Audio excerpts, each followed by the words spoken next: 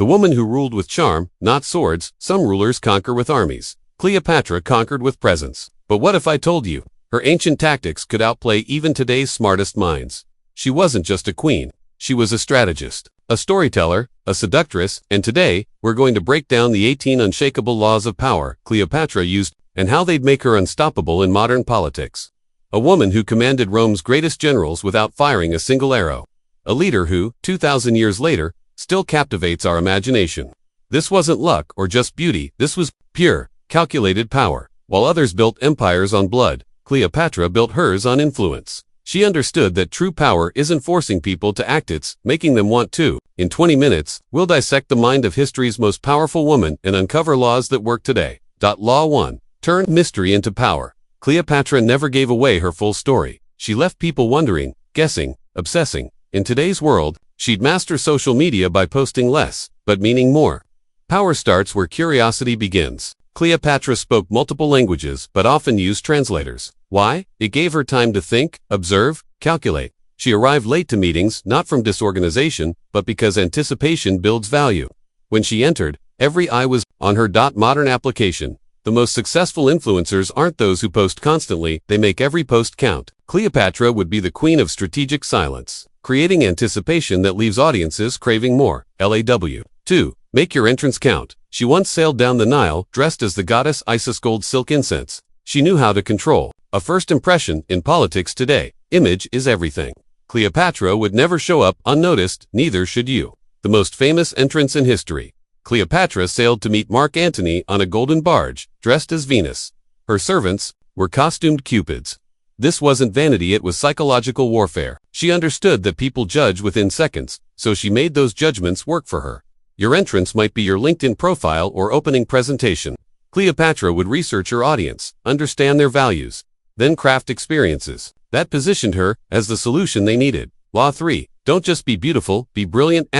Yes, she was stunning, but what made her dangerous? She spoke 9 languages. She debated philosophers. Beauty fades. Strategy stays. Cleopatra's real weapon was her mind. History reduces Cleopatra to beauty because it's easier to dismiss than acknowledge genius. She was the first Ptolemaic ruler in 300 years to learn Egyptian political brilliance. Not just linguistic skill, she could debate philosophy, negotiate trade, and conduct diplomacy that kept Egypt independent. When Caesar and Antony met her, they found intellectual equals. This competence made their partnerships powerful and dangerous to Rome. Surface charm gets you in the door. Deep competence keeps you in the room. Law 4. Control the narrative. History remembered her as a temptress. But who told that story? Rome did. Cleopatra knew if you don't write your story, someone else will. In today's age of media, this is the golden rule. We know Cleopatra through Roman eyes. Her enemies, who couldn't admit a foreign woman, outmaneuvered their leaders. She spent resources on propaganda, commissioning statues and funding poets. She portrayed herself as Isis reborn, building a divine brand. When Egypt fell, Romans rewrote her story. Today's leaders obsess over narrative control because reputation isn't built on what you do, it's built on what people believe you do. Cleopatra would master modern media completely. Law 5. Power is seduction, not force. She didn't invade Caesar. She invited him. She didn't fight Antony. She fascinated him. Cleopatra turned influence into intimacy without giving up control. When Caesar arrived as a conqueror, Cleopatra presented herself as the key to his ambitions. Need Eastern Mediterranean security. She provided it. Want pharaoh god status. She could deliver. Caesar thought he was getting everything while she kept her throne and power. This is creating win-win scenarios 2,000 years before business school. Sustainable power comes from aligning your goals with others' desires.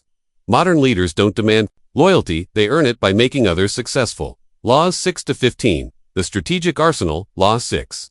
Speak their language, connect beyond words. Cleopatra adapted to Roman culture with senators, Nubian customs with kings. Real influence requires connection through shared understanding. Law 7. Let loyalty serve your leverage. She promoted on merit, rewarded innovation.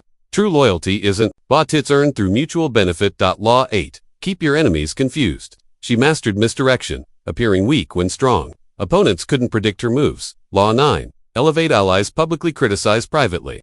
Public praise creates champions. Private correction builds loyalty. Law 10. Never need more than they need you. Even with Caesar and Antony, she maintained independence. Egypt's value protected her from being discarded. Law 11. Win their hearts before their votes. People make emotional decisions, then rationalize. She created feelings first, logic second. Law 12. Make the moment memorable. Every interaction was unforgettable, building stories that became legends. Law 13. Use silence to command attention. Strategic pauses made her words more valuable when she finally spoke. Law 14. Reinvent your image. Before they define it, divine pharaoh, sophisticated ally. Warrior queen, she adapted to circumstances. Law 15. Tie every move to a larger myth. Connected actions to Egypt's glory and God's will, making opposition seem impious. Law 16. Charm the opposition. Cleopatra didn't see enemies, she saw opportunities. Her gift, turning rivals into loyalists. That's not politics, that's influence. She didn't just defeat enemies, she converted them. When facing opposition, she studied their wants and fears, making alliance more attractive than antagonism. Roman senators came as skeptics, left as supporters. The secret, empathy combined with strategy, she understood opponents' perspectives to find solutions, serving multiple interests. In today's polarized world, leaders who genuinely engage with opposition become unstoppable. Law 17. Burn bridges strategically. She knew when to let go, when alliances no longer served her. She moved on without flinching. Sometimes, to win, you have to set fire to the exit.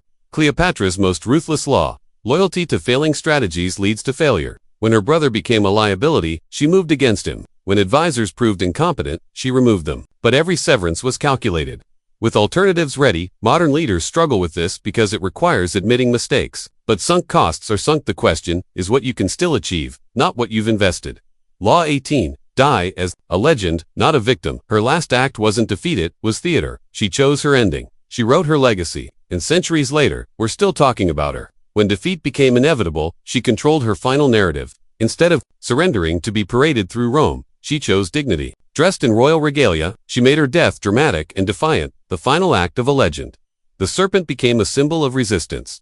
Her death inspired artists for centuries. This law isn't about literal death, it's about handling endings with dignity, ensuring temporary defeats become part of larger success stories. What would Cleopatra do today? Imagine her today, not on a throne, but on Capitol Hill, not in a palace, but on a podcast, a debate stage, a live stream. Cleopatra didn't just play the game, she changed the rules. So ask yourself, what could you become if you mastered even 3 of her 18 laws? Picture Cleopatra in the UN, commanding attention without words. On a debate stage, using strategic silence before perfect responses.